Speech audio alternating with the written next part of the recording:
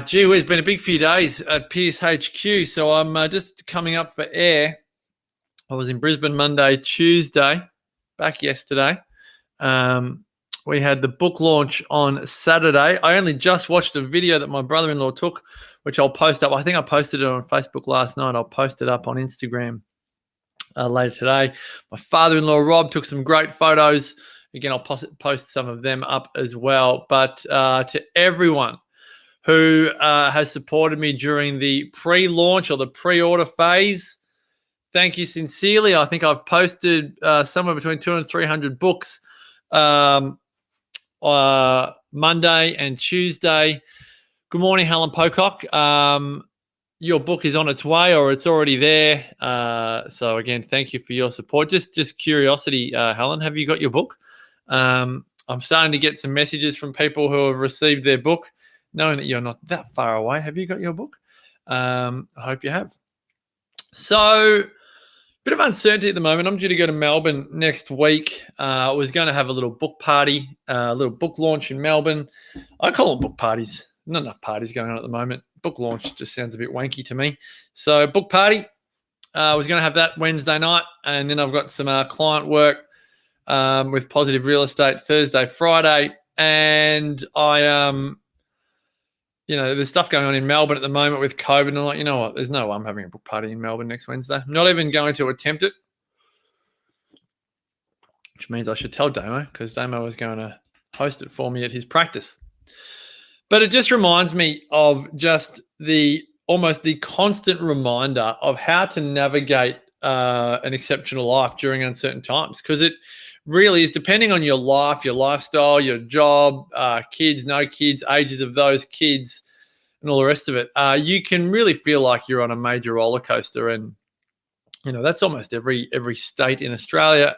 I mean, we really, it almost feels like self-indulgent to complain is not the right word, but the challenges that we have in Australia are absolutely nothing compared to what people around the world are going through at the moment.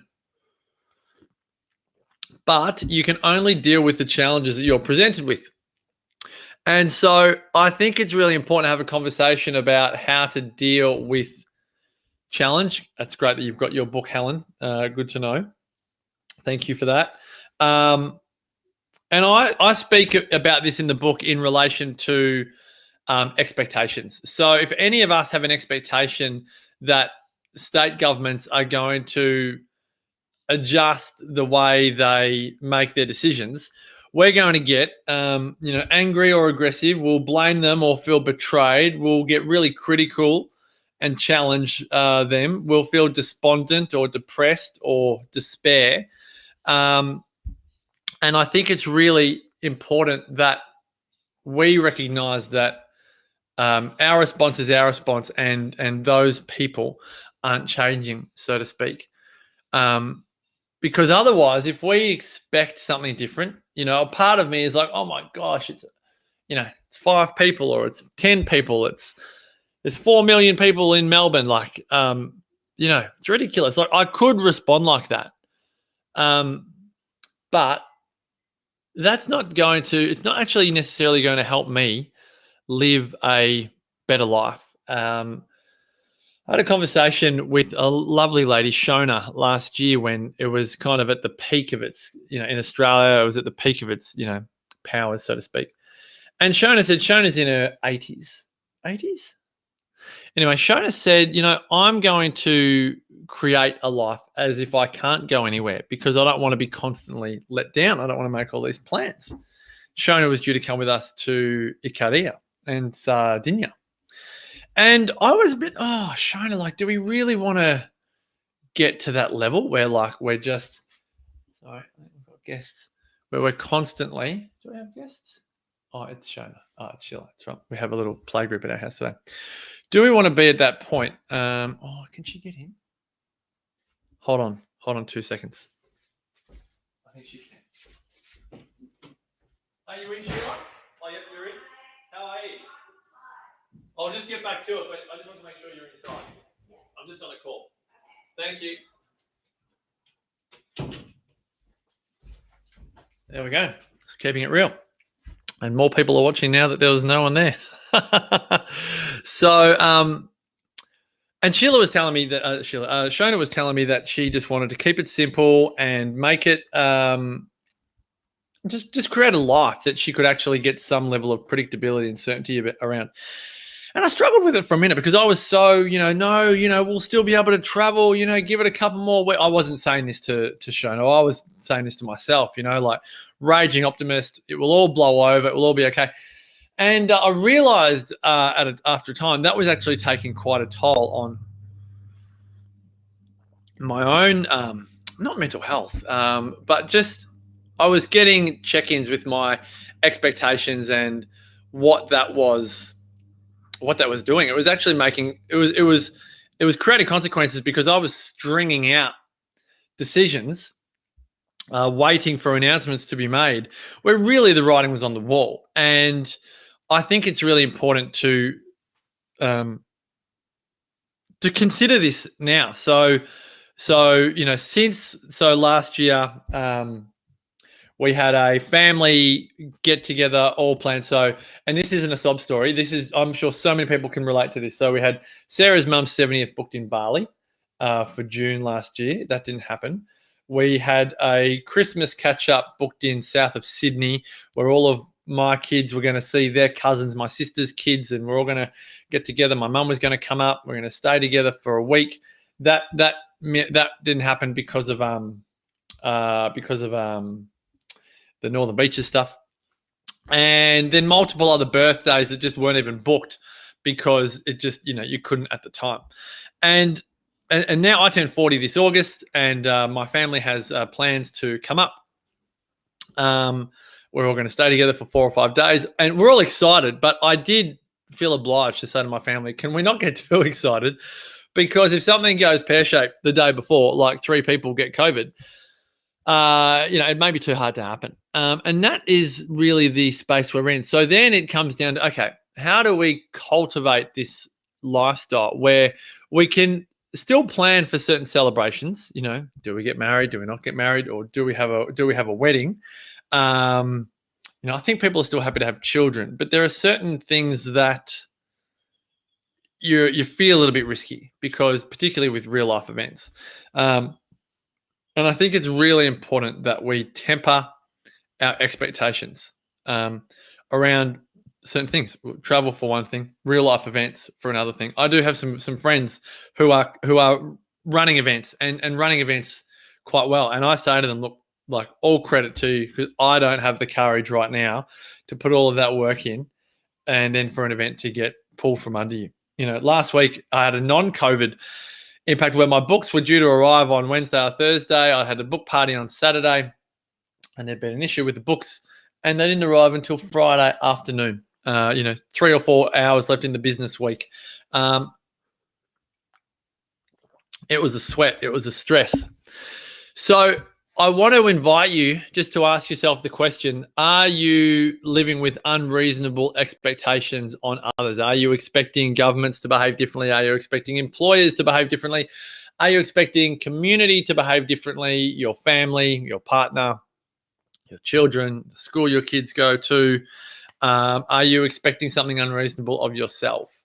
Because at the moment, when we have these little snap restrictions come up, you can feel the anxiety rise in populations that are impacted by it. And it's like, oh, yeah, shivers. It's almost like going back to the past. It's like a regression.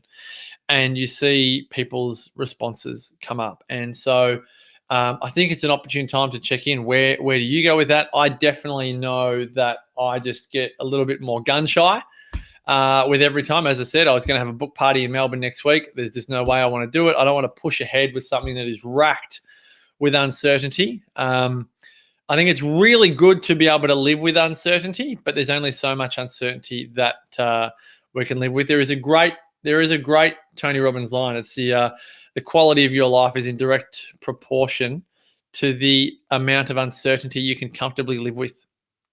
And I think we all have to choose the amount of uncertainty we can comfortably live with and live with that uncertainty. I think it's really important to live with some, and some, there's no quantitative number on that. Some is more or less for others. I have quite a high uncertainty threshold.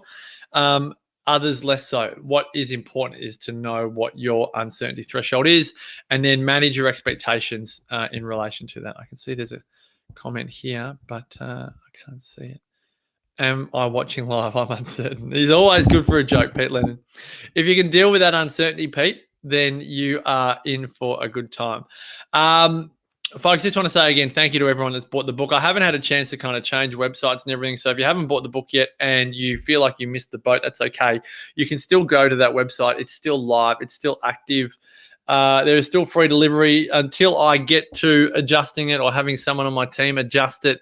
Whether I change the link, I think I need to do that and change a few items in there and Shopify this and change that and the rest. I do need a more Australia Post friendly booking form, I realized, because they only take 3-letter abbreviations for postage. I've never had a physical product to sell until now, so I haven't realized how detailed certain things need to be, like what type of envelope you're sending it in. But anyway, I've thoroughly enjoyed the process of sending the books. Time will tell as to how long it goes for, but for now, I've got some mojo. Everyone that's ordered a book has theirs is in the mail or it's either arrived. But I just maintain if you're dealing with unmet expectations, page 240 of the book is dedicated to page 240, 241, a bit of 242.